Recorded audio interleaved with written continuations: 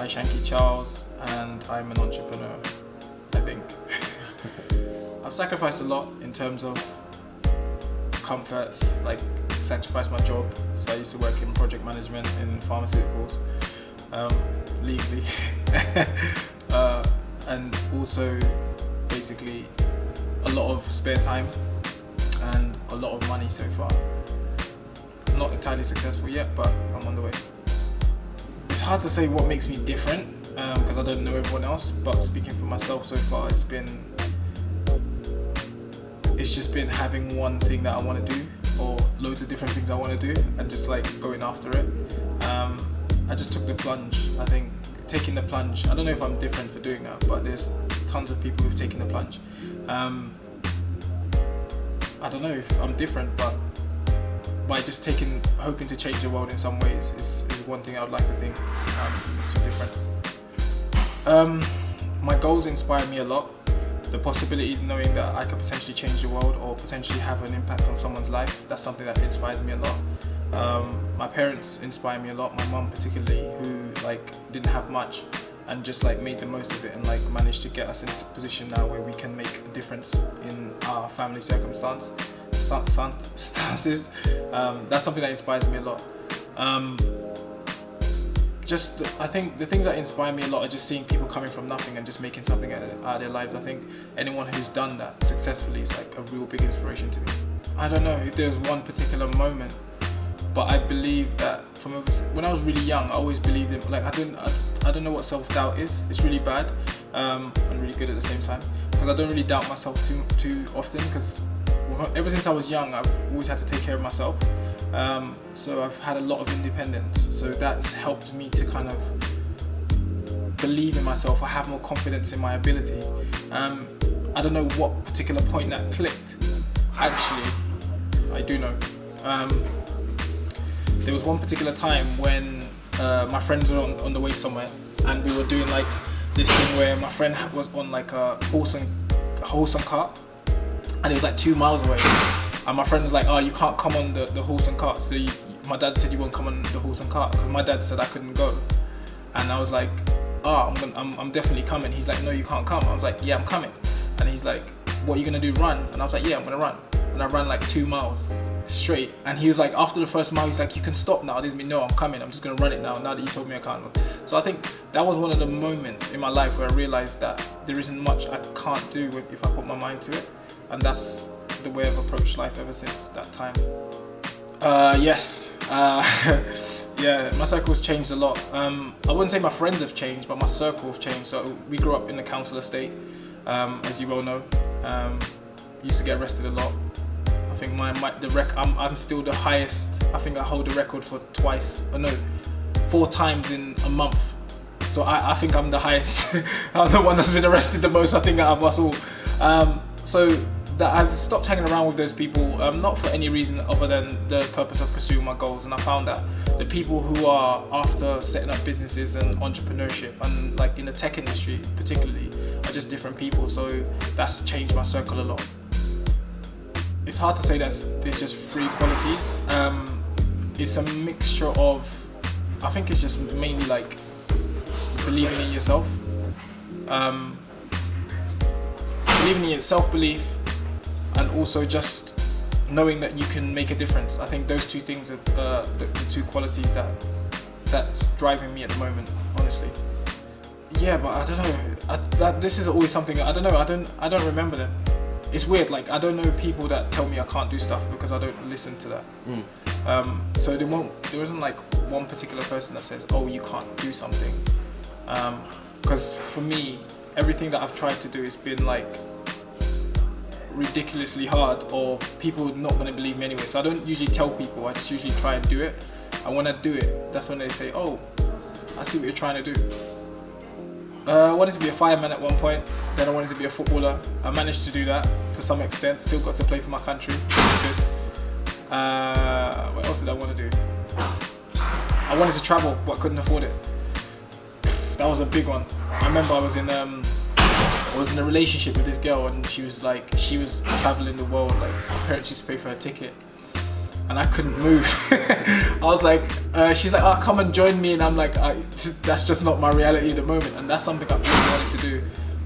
So I'm just fortunate now that I have the opportunity to do that a lot more. Hobbies, gym, a lot of gym, football, as you know, used to play football. Interested in business so much, interested in empowering people. I think that's one of the things that I've realized recently that's helped me to kind of even want to succeed even more, because when I see people coming from our background and not having enough or not having anything succeed, that's something that actually encourages me. And I realized that one night when I was sitting in the audience of a poetry night, and this guy was just advertising his business. I think it was a driving school, and he was advertising his business, and I was just so excited for this guy, and I'm like, oh my days, that's something I'm really interested in. And before that, I didn't realize I was so passionate about seeing other black people or people of coming from our background succeed. Do it. Do it. My advice is always do it. I would say plan, but do it. Plan, but do it. If you can, do it. Don't hold back. I think everyone's on this whole tip of like I gave a talk 2 days ago in a school to some like college students, going into college students, and was just doing this career, like, what do you want to do? And a lot of them are like, oh, I want to do this, but I have to have a plan B. And I'm like, yeah, the plan B is usually flexibility. Like, you adjust the plan. Like, you don't change the goal, you adjust the plan. But they're like, no, I want to do this, but I'm planning something else. And in my mind, I'm like, there's too many people telling us that we can't do stuff, even before we even try. And they haven't even tried stuff themselves, so that's frustrating. So yeah, do it. Yeah, measure my performance. I measure my performance every day. When I'm in the gym, if I can go heavier. When I'm in the gym, it's actually not the gym so much as about being consistent. So I measure it by being consistent. I don't even actually measure it by how much I lift anymore. I just literally do it by being consistent. Business-wise, it's the numbers. The numbers don't lie. So as long as we can hit targets and like accomplish stuff that we set out, I think that's the one way of measuring it. And my personal progress, I measure it by seeing how well I'm coping with the pressure and how well I'm coping with dealing with my failed expectations and like all the pressure that's around me in general. What hardships? I think the hardest is this the place for this? The hardest thing I've ever gone through was a breakup. I think that's the hardest thing I've ever gone through. I've been in fights that lasted hours, literally, and then like breakup is one of the things that's really rocked me, and it didn't rock my faith so much, but it rocked me as a person, because it just made me feel that's the only point in my life where I felt like I wasn't enough. And I just reacted, and I realized what was happening. I reacted, and I just went in the gym and just boosted up. Look like this now. Yeah, I see my friends all the time. No, like every day for me is a blessing, man. Like the truth is, like I really feel like I don't need to go back to the neighborhood so much, because there's one thing I'm fully aware of where I'm coming from. And the neighborhood is not as significant as the memories and the scars and the person I am today. I think the person I am today is a result of that.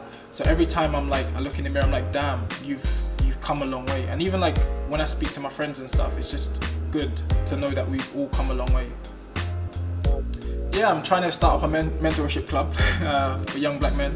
Trying to go into schools, try to tell people they can accomplish, trying to put the foundations in place. Although I'm not fully there yet, I pray to God one day I will be there, and I will be able to open a lot more doors with a lot more opportunity, like you're doing now as well. So anything I'm doing now, the only thing I'm doing now that I think is going to really help me to get to the next target is getting a mentor and like reaching out to someone that's in my position and in my field. That's one thing that I'm working on now.